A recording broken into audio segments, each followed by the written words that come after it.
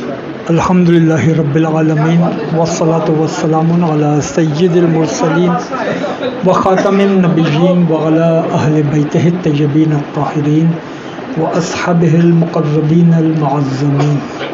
قال اللہ تعالی فی القرآن العظیم وما علمناہ الشعر صدق اللہ المولانا العلی العظیم. لائق صد تکریم حاضرین گرامی قدر، حضرت قبلہ و کعبہ پیر طریقت پیر سید شاہ سراج الحق کاظمی صاحب کی زیر صدارت سیدنا امیر خسرو رحمۃ اللہ علیہ کے عرس کی یہ محفل اپنے اختتامی مرحلے میں ہے، اور پھر ڈاکٹر صاحب کی گفتگو کمال اور پھر زکریا شیخ اللہ شرفی اور ہمارے تمام ثنا خانوں نے اپنی عقیدت جس انداز سے پیش کی وہ سب کمال ہے. بس اختتامی مرحلے پر چند نثری مضامین صاحب عرس حضرت امیر خسرو رحمۃ اللہ علیہ کے حوالے سے.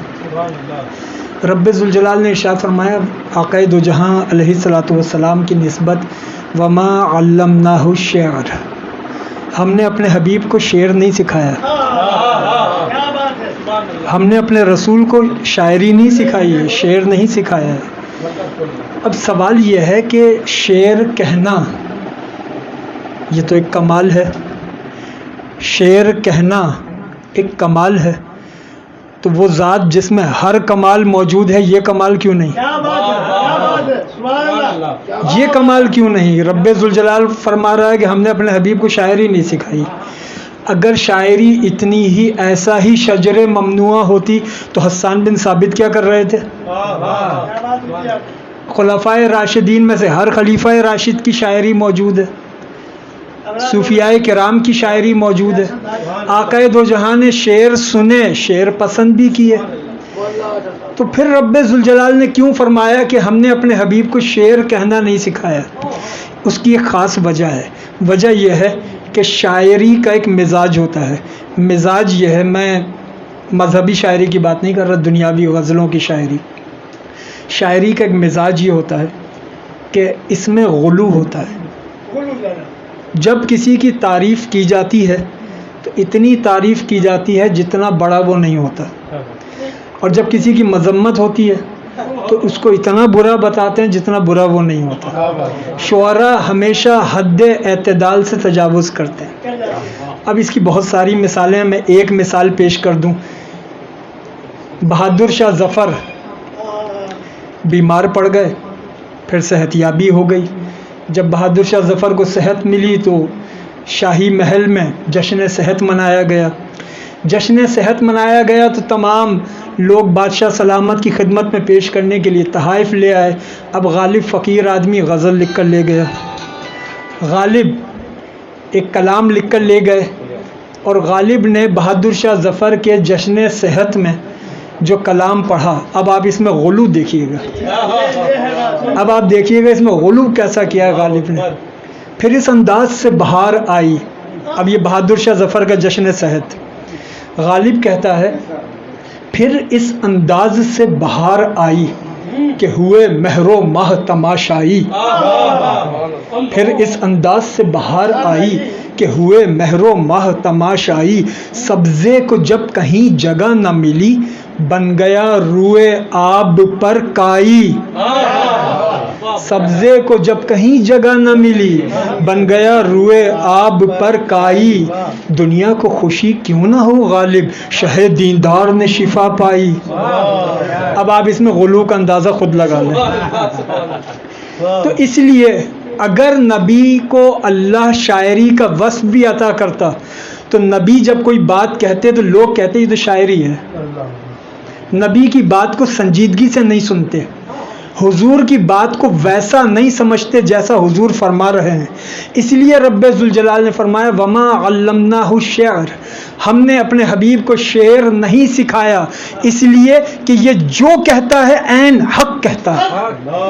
جو کہہ دے، جیسا کہہ دے، بس بات وہی ہے، اس سے نہ گھٹ کر ہے نہ بڑھ کر ہے. جو کہہ دے بس وہی عین حقیقت ہے.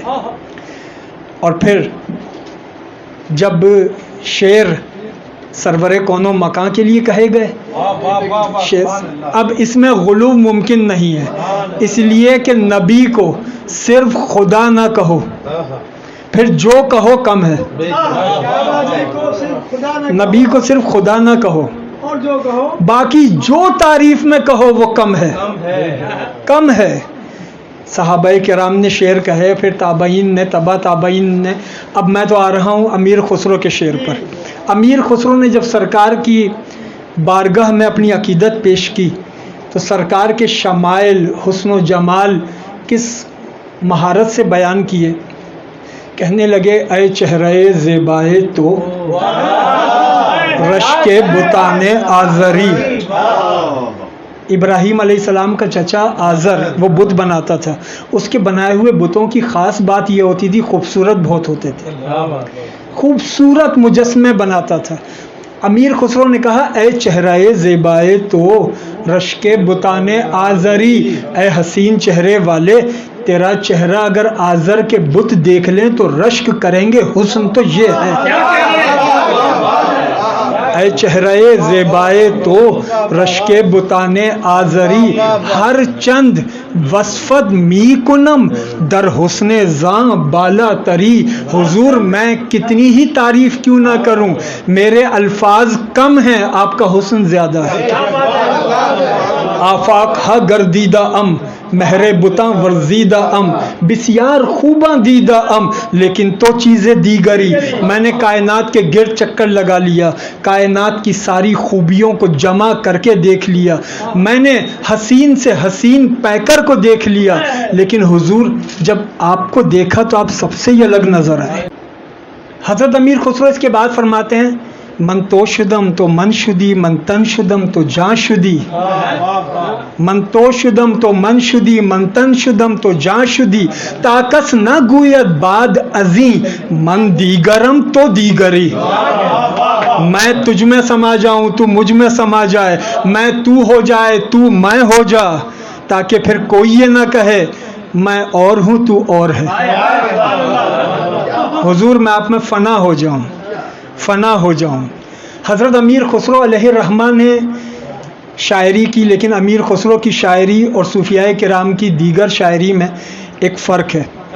شاعری تو دیگر صوفیاء کرام نے بھی کی.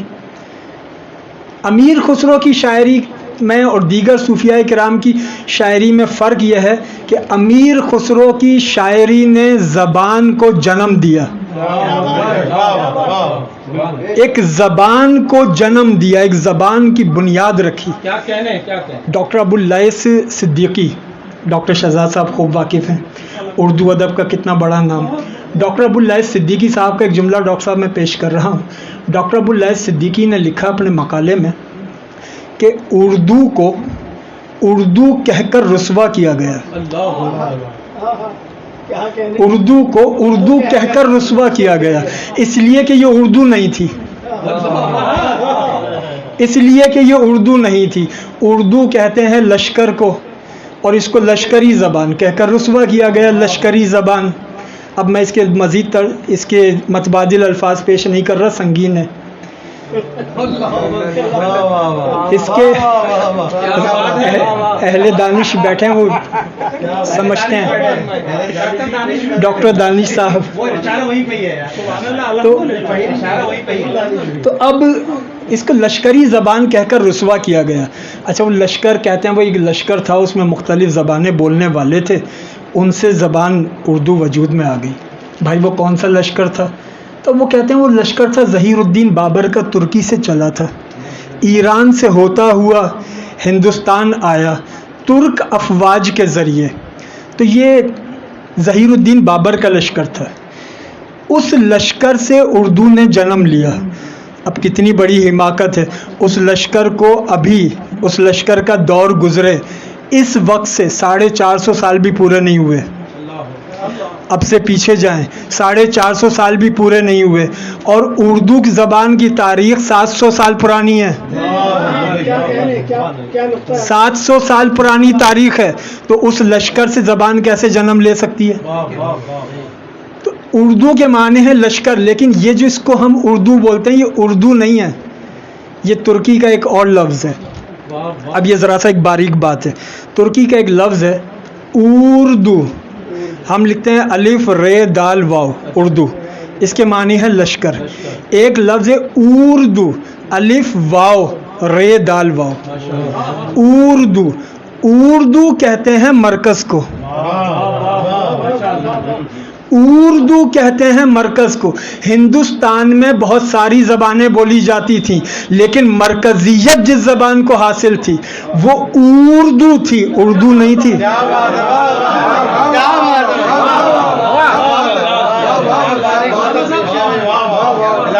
مرکزیت اردو کو حاصل تھی، اردو کو نہیں۔ اور پھر ایک اور دلچسپ بات، لفظ اردو اس زبان کے لیے استعمال ہوئے ہوئے ابھی 100 سال کا عرصہ بھی نہیں بیتا، 100 سال کا عرصہ بھی نہیں بیتا۔ غالب نے پورے دیوان میں اس کو اردو نہیں کہا، ریختہ کہا ہے۔ ریختہ کہ تم ہی استاد نہیں ہو غالب، کہتے ہیں اگلے زمانے میں کوئی میر بھی تھا، ریختہ کہا ہے۔ اردو یہ بہت، اس لفظ کی عمر بہت کم ہے، زبان 700 سال پرانی ہے۔ اس کا پہلا نام تھا ہندوی، ہندوی، ہندوی کے بعد اس کا دوسرا نام بنا اردو، پھر تیسرا نام بنا ریختہ، ریختہ سے بنا اردو۔ اب کسی بھی زبان کا اگر سرا پکڑنا ہے تو آپ کو اس زبان کا قدیم ترین نسخہ پکڑنا ہوگا کہ قدیم ترین تحریر کہاں ملتی ہے۔ اب کتنی دلچسپ بات ہے کہ اردو زبان کی قدیم ترین تحریر امیر خسرو کے قلم میں ملتی ہے، اردو زبان کی قدیم ترین تحریر امیر خسرو نے ایک تجربہ کیا فارسی اور ہندی کے امتزاج کا، اور وہ تجربہ زکریا شیخ اشرفی صاحب نے بھی آپ کے سامنے پیش بھی کیا، جس میں آدھا مصرع فارسی میں، آدھا مصرع اردو میں، اور پھر بعد میں ایک مصرع فارسی میں، ایک مصرع اردو میں۔ زحال مسکین مکن تغافل فارسی، مجھ مسکین کے حال سے غفلت نہ برتی ہے، زحال مسکین مکن تغافل، وہ رائے نینا بنائے بتیاں، آنکھیں پھیر کر بس باتیں نہ بنائیے، آنکھیں پھیر کر بس باتیں نہ بنائیے، زحال مسکین مکن تغافل، وہ رائے نینا بنائے بتیاں، کتاب ہجراں نہ دارم اے جاں، کہ کاہے نہ لیہو لگائے چھتیاں، کاہے نہ لیہو لگائے چھتیاں ہندی، تاب ہجراں نہ دارم اے جاں فارسی، اور پھر اس کے بعد تو پورے مصرے انہوں نے اس میں اردو کے کہے، جہاں پہ کہ جیسے کہا کہ کسے پڑی جو جا سناوے ہمارے پی کو ہمری بتیاں، نہ نیند نینا نہ انگ چینا، نہ آپ آئے نہ بھیجی پتیاں۔ اب یہ کمال کا انہوں نے لفظ استعمال کیا ہے، پتیاں، یہ خط نہیں ہے، یہ خط کی مختصر شکل ہے کہ چھوٹی سی پرچی لکھ کر بھیج دی، تو کہا کہ نہ آپ آئے نہ کوئی پرچی ہی بھیجی، نہ آپ آئے نہ بھیجی پتیاں۔ امیر خسرو نے یہ تجربہ کیا اور یہاں سے اردو کی باقاعدہ بنیاد پڑی۔ اردو شاعری کا قدیم ترین نسخہ امیر خسرو کے دیوان میں ملے گا، اور اردو نثر کا قدیم ترین نسخہ، اردو نثر کا قدیم ترین نسخہ وہ ملے گا حضرت مخدوم اشرف جہانگیر سمنانی کی کتاب میں۔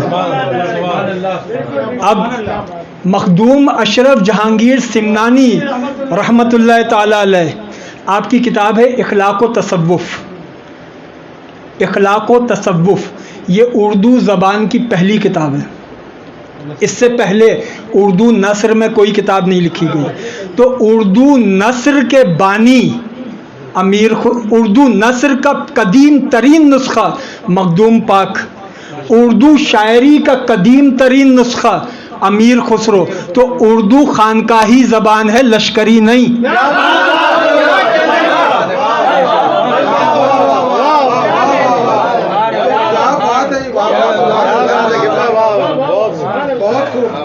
اردو خانقاہی زبان ہے، یہ لشکری زبان نہیں ہے۔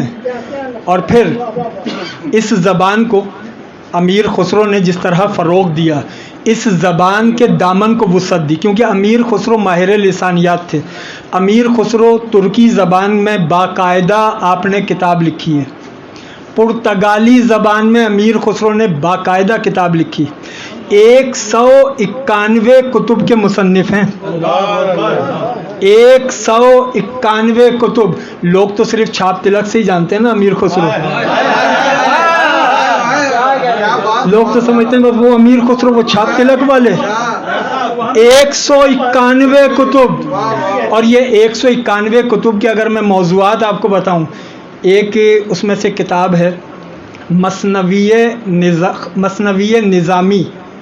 اس مثنوی نظامی میں انہوں نے 5 مثنویاں تحریر کی ہیں، 5 مثنوی، اور مثنوی کے اندر انہوں نے تاریخ بیان کی ہے۔ اس تاریخ کے اندر حضرت امیر خسرو علیہ الرحمہ نے مسلمانوں کے عروج کی، مسلمانوں کی جو ہے وہ مسلمانوں کے اہل علم کی خدمات، مسلمانوں کے صوفیاء کرام کی خدمات، اس کو بیان کیا۔ سیاحت پر، جغرافیے کے اوپر امیر خسرو نے مثنوی کے اندر بحث کی ہے، مثنوی میں۔ پھر امیر خسرو نے 5 مثنویوں کے 2 حصے مرتب کیے، ایک حصے کو رکھا تاریخ کے لیے اور ایک حصے کو رکھا طریقت کے لیے، کہ جس میں طریقت کے مضامین بچوں کو سمجھانے کے لیے اس میں حکایتیں انہوں نے مرتب کی۔ پھر امیر خسرو نے نثر کی کتاب لکھی، افضل الفوائد، اور یہ افضل الفوائد کتاب کیا ہے؟ یہ محبوب الہی نظام الدین اولیاء کی سوانح ہے۔ اب آپ سوچیں کہ سوانح نظام الدین اولیاء کی ہو اور قلم خسرو کا ہو۔ افضل الفوائد امیر خسرو کی یہ نثر کی کتاب ہے۔ امیر خسرو کا جو دیوان ہے وہ 7 حصوں میں ہے، ان 7 حصوں میں سے ہر حصہ اتنا بڑا ہے کہ جو موجودہ ہمارے ہاں دیوان چھپتے ہیں وہ کئی دیوان جمع کر لیں تو ایک حصہ بنے گا، کیونکہ امیر خسرو نے اس کے دفاتر بنائے، دفتر اول، دفتر دویم، دفتر سویم۔ اب ایک دیوان ہے تو اس دیوان کے اندر پھر 7 8 دفتر ہیں۔ اس طریقے سے امیر خسرو نے 5 دیوان مرتب کیے۔ پھر امیر خسرو نے اس میں دیوان کے اندر ایک خاص کمال یہ رکھا کہ جتنے بڑے شعراء اس وقت کلام کہہ رہے تھے ان کے مصروں پر کلام کہے، ان کے مصروں پر کلام کہے، ان کی زمینوں پر کلام کہے، تاکہ امیر خسرو کی شاعری کو دنیا سمجھے، امیر خسرو کی وسعت کو سمجھے۔ اسی لیے تو غالب نے نہیں کہا تھا، غالب بڑا خودسر آدمی تھا، وہ کسی کو خاطر میں نہیں لاتا تھا۔ غالب کی خودسری کا عالم تو یہ تھا، غالب نے کہا کہ ہاں وہ نہیں خدا پرست، جاؤ وہ بے وفا سہی، ہاں وہ نہیں خدا پرست، جاؤ وہ بے وفا سہی، جس کو ہو جانو دل عزیز اس کی گلی میں جائے کیوں، اس کی گلی میں جائے کیوں۔ لیکن وہ غالب جو کسی کو خاطر میں نہیں لاتا تھا، وہ غالب جب امیر خسرو کا تذکرہ کرتا ہے تو وہی غالب کہتا ہے، غالب میرے کلام میں کیوں کر مزہ نہ ہو، غالب میرے کلام میں کیوں کر مزہ نہ ہو، پیتا ہوں دھو کے خسرو شیریں سخن کے پاؤں، پیتا ہوں دھو کے خسرو شیریں سخن کے پاؤں۔ ایک جانب امیر خسرو شاعری کی دنیا کا بہت بڑا نام، ایک جانب امیر خسرو نثر نگاری کا بہت بڑا نام، دوسری جانب امیر خسرو طریقت میں ایک بہت بڑا نام۔ طریقت میں امیر خسرو اس مقام پر پہنچے محبوب الہی کے صدقے کہ جہاں ہم تو صرف پڑھتے ہیں نا ان اللہ و ملائکتہ یصلون علی النبی، کہ بلا شبہ اللہ اور اس کے ملائکہ اس نبی حاضر پر ہر وقت درود بھیج رہے ہیں، لیکن کبھی دیکھی وہ محفل؟ ہم تو اس محفل کا تذکرہ کرتے ہیں، کبھی کسی نے دیکھی وہ محفل؟ نظام الدین اولیاء کے صدقے ایک روز امیر خسرو کو دکھا دی۔ امیر خسرو نے محفل دیکھ کر اسے قلم بند کر لیا، کہنے لگے نمی دانم چه منزل بود شب جائے کہ من بودم، میں نہیں جانتا کیا مقام تھا کل رات جہاں میں موجود تھا، بہر سو رقص بسمل بود شب جائے کہ من بودم، میں نے دیکھا ہر طرف رقص بسمل ہو رہا ہے۔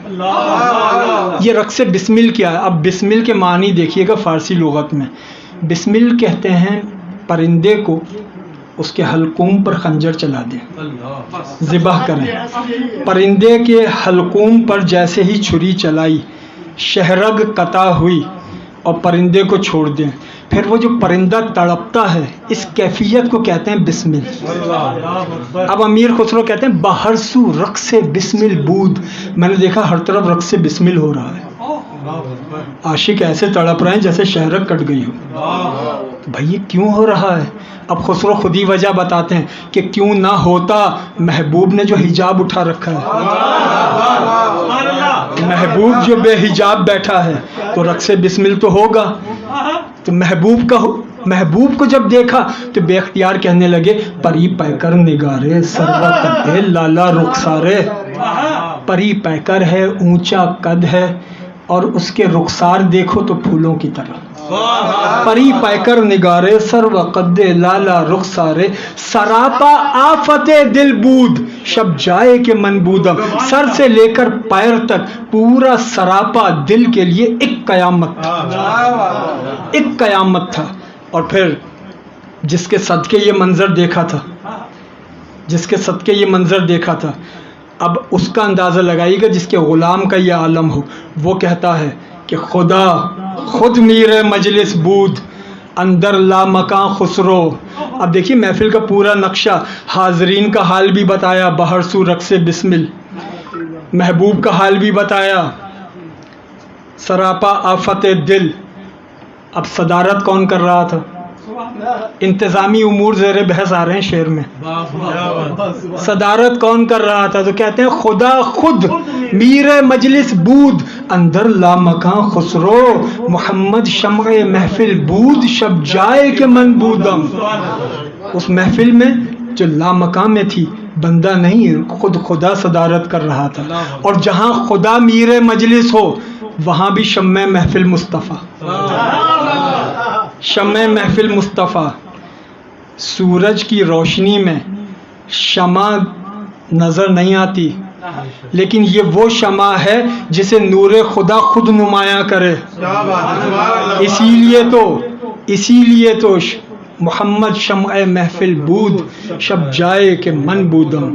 حضرت امیر خسرو علیہ الرحمہ ایک جانب طریقت میں یہ بلند مقام، پھر حضرت امیر خسرو اپنے وقت کے 7 بادشاہوں کا دور دیکھا ہے۔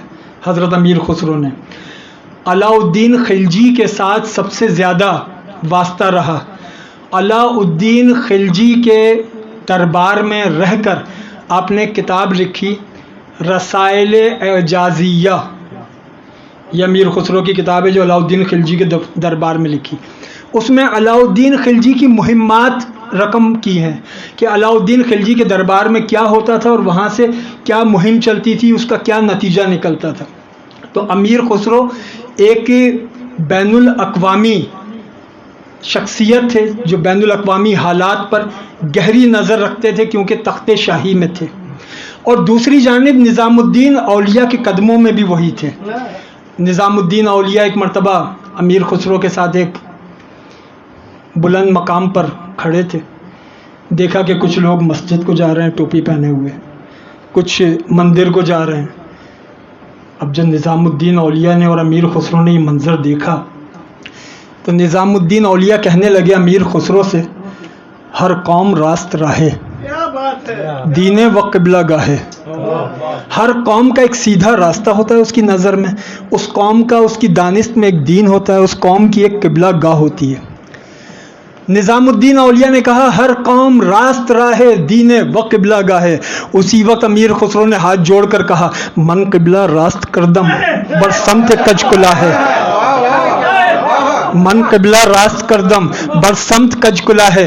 اے نظام الدین، جہاں تیری ترچھی کلا جھکتی ہے نا اس سے قبلہ سیدھا کرتا ہوں، جہاں تیری ترچھی کلا جھکتی ہے اس سے میرے قبلے کی سمت سیدھی ہو جاتی۔ یہ نہیں کہا کہ کعبہ میرا قبلہ ہے، کہا نظام الدین اس کعبے کو آپ کے سجدے سے پہچانتا ہوں، اس کعبے کو آپ کے سجدے سے پہچانتا ہوں. اور پھر اب اس شعر کی تو کیا ہی بات ہے، جس کا ایک مصرع نظام الدین اولیاء کا ہے، ایک مصرع امیر خسرو کا ہے، اور اس کے بعد پھر امیر خسرو نے اس میں 4 اشعار اور کا ہے. میں ایک شعر صرف اس میں سے پیش کر رہا ہوں. امیر خسرو نے کہا اب نظام الدین اولیاء کے لیے: رویم بر روئے تو روید، خاکم بخاکے تو کوید. رویم بر روئے تو روید، خاکم بخاکے تو کوید.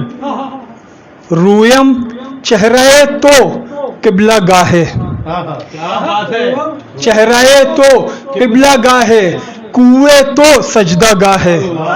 اے نظام الدین میری آنکھیں بس اس لیے ہیں کہ تجھے دیکھیں. اے نظام الدین اولیاء میرا آپ کا چہرہ میری قبلہ گاہ ہے، اور آپ کا کوچہ میری سجدہ گاہ ہے، کہ آپ کی بستی میں آؤں، آپ کے کوچے میں جگہ جگہ پر سجدے کروں. آپ کا کوچہ، آپ کی بستی، یہ میری سجدہ گاہ ہے. حضرت امیر خسرو نے نظام الدین اولیاء سے جس طریقے سے محبت کا اظہار کیا، توری صورت کے بلہاری نظام، رکھ لے لاج شرم ہماری نظام. اور اب خاص نسوانی لہجہ، کیونکہ امیر خسرو نے نسوانی لہجے میں عورت کے احساسات کو بتایا ہے. کہتے ہیں کہ کؤ ساس کؤ ننن سے جھگڑے، کوئی ساس سے جھگڑتی ہے، کوئی نن سے جھگڑتی ہے. کؤ ساس کؤ ننن سے جھگڑے، ہم کو آس تہاری نظام. کوئی ساس سے جھگڑے، کوئی نن سے جھگڑے، اے نظام الدین اولیاء ہم تو بس تیرے ہیں، ہم تو بس تیرے ہیں. ہم کو آس تہاری نظام. موہے اپنے ہی رنگ میں رنگ لے صاحب، تو میرا محبوب الہی. تو جو مانگے رنگ کی رنگائی، مورا جوبن گروی رکھ لے. تو جو مانگے رنگ کی رنگائی، مورا جوبن گروی رکھ لے. امیر خسرو علیہ الرحمٰن نے علم کو، شاعری کو، نثر کو، طریقت کو، ہر شعبے کو عطا کیا ہے، ہر شعبے کو کمال پر پہنچایا ہے. اس کے علاوہ امیر خسرو کے کتنے اوصاف ایسے ہیں کہ جن پر آج تک اس تفصیل کے ساتھ گفتگو نہیں ہو سکی کہ جس طرح ہونی چاہیے تھی. کہ امیر خسرو کی ایجادات، امیر خسرو نے طبلہ ایجاد کیا. اب یہ بات کوئی خطیب سے نہیں سنیے گا، لیکن میں کیونکہ نظامی ہوں اس لیے عرض کر رہا ہوں. امیر خسرو نے طبلہ ایجاد کیا. پہلے ڈھول تھا جس کے 2 رخ ہوتے تھے، ایک رخ بڑا ہوتا تھا، ایک چھوٹا ہوتا تھا، اور دونوں کے اوپر آہٹ سے الگ آواز پیدا ہوتی تھی. امیر خسرو نے ڈھول کو طبلے میں تبدیل کیا، اور طبلے میں صرف ایک سمت ہوتی ہے، ایک سمت ہوتی ہے، ایک بڑی سمت ہوتی ہے، ایک چھوٹی سمت ہوتی ہے. اور بڑی اور چھوٹی سمت پر ہاتھ لگنے سے اس میں فرق پیدا ہوتا ہے. طبلہ امیر خسرو کی ایجاد ہے. ستار امیر خسرو کی ایجاد ہے. امیر خسرو نے ستار ایجاد کیا، اس سے پہلے ستار نہیں تھا. حضرت امیر خسرو علیہ الرحمٰن نے شاعری میں کئی اصناف متعارف کروائیں. 2 سخنا امیر خسرو سے پہلے نہیں کہا جاتا تھا. امیر خسرو نے سب سے پہلے 2 سخنے کہے. یہ 2 سخنے شاعری کی ایک بڑی منفرد قسم ہوتی ہے، جس میں 2 مسائل ایسے بیان ہوتے ہیں جن کا حل ایک ہی لفظ میں ہوتا ہے. 2 ایسے مسائل کہ مسئلے 2 ہیں، اس کا حل ایک لفظ میں ہے. ایک مصرے میں وہ 2 مسئلے بیان ہوتے ہیں، دوسرے مصرے کے اندر اس کا حل بیان ہوتا ہے. اب 2 سخنوں میں سے ایک 2 سخنہ میں پیش کر رہا ہوں. امیر خسرو نے کہا کہ جوتا پہنا نہیں، سموسہ کھایا نہیں. جوتا پہنا نہیں، سموسہ کھایا نہیں. ثانی مصرع: تلا نہ تھا.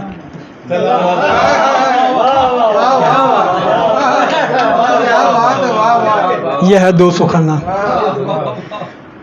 جوتا نہ پہننے کی بھی وہی وجہ ہے، اور سموسہ نہ کھانے کی بھی وہی وجہ ہے، تلا نہیں تھا. حضرت امیر خسرو علیہ الرحمٰن نے ہر شعبے کو کمال پر پہنچایا. بس میں میں اختتام امیر خسرو کے صرف ایک شعر پر کر رہا ہوں، جو شعر ہمارے ہاں محافل سیما میں پڑھا جاتا ہے، اور وہ بھی اگر کوئی پرانا قوال ہو تو پڑھ دیتا ہے، باقی ہاں باقی جو اب نئے قوال ہیں انہوں نے تو وہ تو صرف وہی پڑھتے ہیں جو انہوں نے ٹی وی پہ سن لیا۔ پرانے جو قوال ہیں وہ اس تہذیب کا خیال رکھتے ہیں کہ قول میں منقبت مولا علی نہیں پڑھتے، منقبت مولا علی کا نمبر نعت کے بعد آتا ہے۔ قول میں امیر خسرو کے لکھے ہوئے 3 اشعار پڑھے جاتے ہیں۔ اب ان 3 میں سے ایک شعر امیر خسرو نے جو قول کے لیے لکھا، تن رباب من ٹھی گری رگیں بھئی سب تار، میرا جو تن ہے نا، میرا وجود یہ مثل رباب ہے، موسیقی کا آلہ رباب کی طرح ہے، اور اس رباب کی جو تار ہے نا یہ میرے وجود کی رگیں ہیں، رگیں ہیں، اور میرا جسم مٹی کا برتن ہے۔ تن رباب من ٹھی گری رگیں بھئی سب تار، رونگ رونگ سر دیوت ہے سو باجت نام تہار، میرے روئیں روئیں سے سر نکلتا ہے جب کوئی ان تاروں کو چھیڑ دے۔ اے علی مرتضیٰ، آپ کے نام کی گونج میرے اندر سے نکلتی ہے۔ حضرت امیر خسرو نے مولا علی کا یہ قول لکھا۔ مولا علی کی شان میں اور بڑے مناقب ہیں، لیکن ایک جو امیر خسرو کا جملہ ہے حضرت شیخین کریمین کے حوالے سے، اس پر گفتگو تمام۔ علاء الدین خلجی کی اہلیہ وہ اثنا عشری مکتب سے تعلق رکھتی تھی، تو ایک ایران سے مجتہد آئے ہوئے تھے، انہوں نے کہا کہ خسرو سے ملاقات کرا دی جائے تاکہ وہ مجتہد صاحب خسرو پہ ذرا بھاری ہاتھ رکھیں۔ انہوں نے آ کے کہا کہ جی ہم تو حسنین کریمین کے مبلغ ہیں۔ امیر خسرو نے کہا کہ حضرت حسنین کریمین کی شان میں کچھ ارشاد فرمائیے۔ کہنے لگے حسنین کریمین کی کیا پوچھتے ہو، حضرت امام حسین جہاں آپ کی قبر مبارک ہے 500 گز مشرق، 500 مغرب، شمال، جنوب، یہ پورا خطہ جنت کا ہے، اس پورے خطے میں یہ جنت کا ٹکڑا ہے، 500 گز 500 گز چاروں طرف۔ حضرت امیر خسرو کہنے لگے کہ پھر سوچ لیجئے، پھر سوچ لیجئے۔ کہنے لگے ہاں امام حسین علیہ السلام جہاں ان کی قبر ہے چاروں طرف 500 گز یہ جنت کا ٹکڑا ہے۔ کہا جب نواسے کی یہ شان ہے تو پھر نانا کا مقام، اور جو پہلو میں ہے وہ کہاں ہے؟ جو پہلو میں ہیں وہ جنت میں ہیں کہ نہیں؟ تو جب نواسے کی یہ شان ہے تو پھر نانا کی شان تو وراء الورا ہے۔ بس حضرت امیر خسرو پر ہم ظاہر گفتگو کا حق ادا نہیں کر سکتے، یہ ابرار بھائی کا اظہار محبت تھا حضرت امیر خسرو کے حضور، آپ نے محفل کا انعقاد کیا، میں نے ایک فقیرانہ حاضری پیش کی۔ اختتام یہ کہ امیر خسرو کو جناب امیر بھی کہا جاتا ہے، بادشاہ بھی جس کے آگے فقیر ہیں، بادشاہ بھی جس کے آگے فقیر ہیں، ایسے امیر تو بس جناب امیر ہیں، ایسے امیر تو بس جناب امیر ہیں۔ نگاہ خسرو کی مل جائے تو دیکھوں، نگاہ خسرو کی مل جائے تو دیکھوں تمہاری شان محبوب الہی، تمہاری شان محبوب الہی۔ فقیرو جھولیاں اپنی سنبھالو، فقیرو جھولیاں اپنی سنبھالو، بڑے سلطان محبوب الہی۔ اب وہ ابرار بھائی نے ایک شعر کی طرف اشارہ کیا، امیر خسرو کی زندگی کا یہ آخری شعر ہے۔ جب محبوب الہی کا وصال ہوا تو امیر خسرو اس وقت دہلی میں نہیں تھے، گئے ہوئے تھے۔